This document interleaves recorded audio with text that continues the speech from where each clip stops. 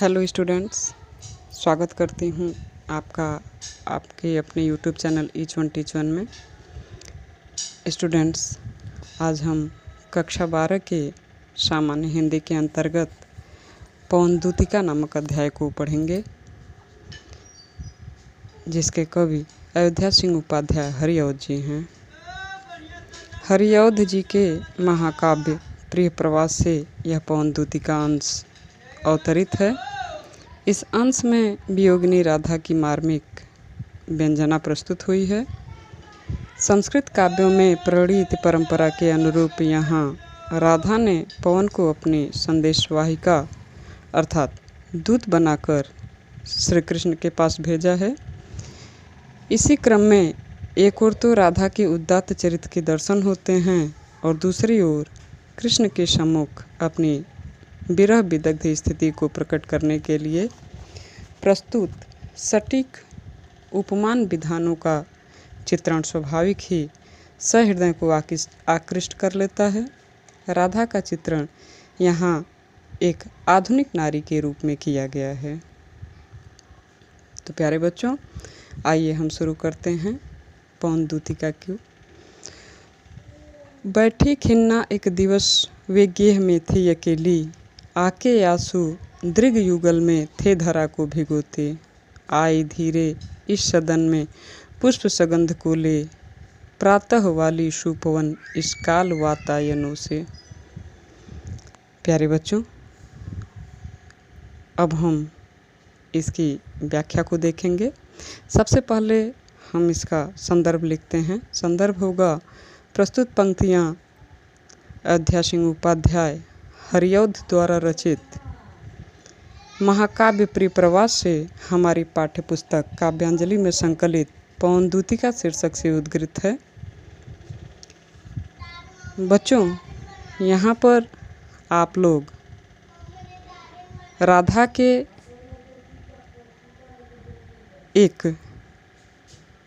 आधुनिक नारी के चरित्र के रूप में देखेंगे। साथ ही राधा में सबको साथ लेकर चलने की एक अभिव्यंजना भी इस पद में प्रकट की गई है।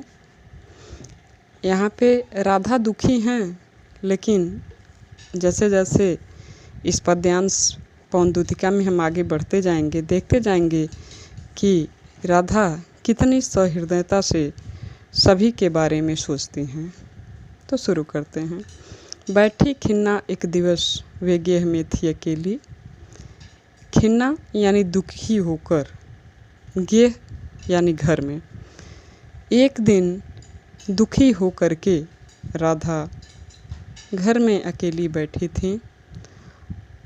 आके आंसू दृग युगल में थे धरा को भिगोते। और जब वो बैठी थी तो उनकी दृग युगल यानी कि दोनों आँखों में, दृग मतलब आँख, युगल मतलब दोनों आँखों में जो आंसू निकल रहे थे, दोनों आँखों से जो आंसू निकल रहे थे, उससे धरती भीग रही थी, पृथ्वी भीग रही थी। आई धीरे से इस सदन में पुष्प सगंध को ले, प्रातः वाली सुपवन इस काल वातायनों से। आगे वो कहते हैं कि राधिका जब दुखी होकर के घर में अकेले बैठ के रो रही थीं, उनके आँखों से जो आंसू निकल रहे थे वो धरती को जब भिगो रहे थे, तो धीरे से प्रातः वाली सुपवन यानी अच्छी पवन, सुगंधित पवन, गंध के साथ पुष्प सगंध को ले, पुष्पों की भांति महक को लेकर के उनके सदन में प्रवेश करती है, उनके घरों में प्रवेश करती है। वातायनों यानी खिड़कियों से सुगंधित पवन उनके घर में प्रवेश करती है। संतापों को विपुल बढ़ता देख के दुखिता हो, धीरे बोली सदुख उससे श्रीमती राधिकायूं। जब वो हवा उनके समीप आता है तो उनके दुख को बढ़ा देता है। प्रातः वाली हवा जो कि अत्यंत ही सुखदायी मानी गई है, लेकिन यहाँ पे राधिका विरह की स्थिति में हैं, इसलिए वो हवा इनको दुखदाई प्रतीत हो रही है। तो श्रीमती राधिका धीरे से दुख के साथ उस हवा से बात कर रही हैं। राधिका पवन से बातें कर रही हैं। प्रातःकालीन वायु जो सुगंधित हवाओं को लेकर के अंदर आई है वो उनको दुख दे रही है, तो उससे बात कर रही हैं। कह रही हैं, प्यारी प्रातः पवन, हे प्रातःकालीन हवा, इतना क्यों मुझे है सताती? तू मुझे इतना क्यों सता रही है, क्यों दुख दे रही है? क्या तू भी कलुषित हुई काल की क्रूरता से? क्या तू भी इस काल रूपी क्रूरता से तू भी कलुषित हो गई है, दूषित हो गई है, जिससे कि मेरे दुख को तू और बढ़ा रही है? आगे वो कहती हैं, मेरे प्यारे नौजलद से कंज नेत्र वाले, यानी मेरे प्रिय नव अर्थात नए जलज से, बादलों से कंज नेत्र वाले, काले नेत्र वाले, जाके आए न मधुबन से और न भेजा संदेशा। वो मधुबन में चले गए हैं और जब से मधुबन से चले गए हैं तब से उन्होंने मुझे कोई संदेश नहीं भेजा है और ना ही वे लौट कर आए हैं।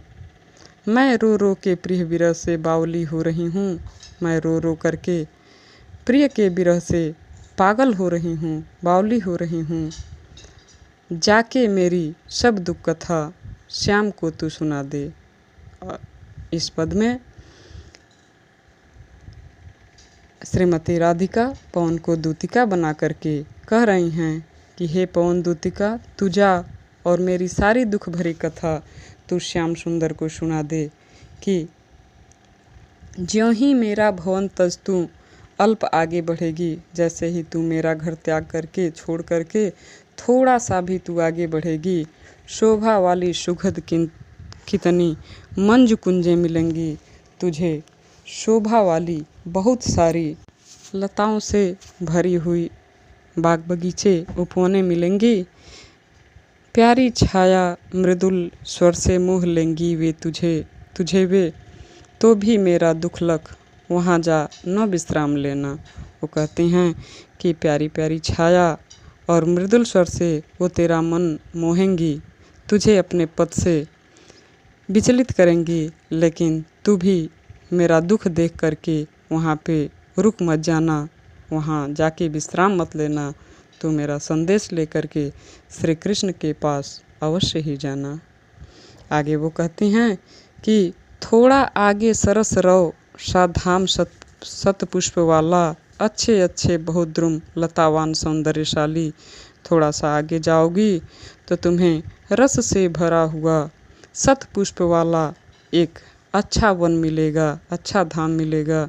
अच्छे अच्छे बहुत द्रुम लतावान सौंदर्यशाली, वहाँ पर बहुत ही अच्छे अच्छे लताएं, बहुत ही अच्छी वन पुष्पों से भरे हुए, सुंदरता से परिपूर्ण वहाँ पे तुम्हें मिलेंगे, दिखाई देंगे।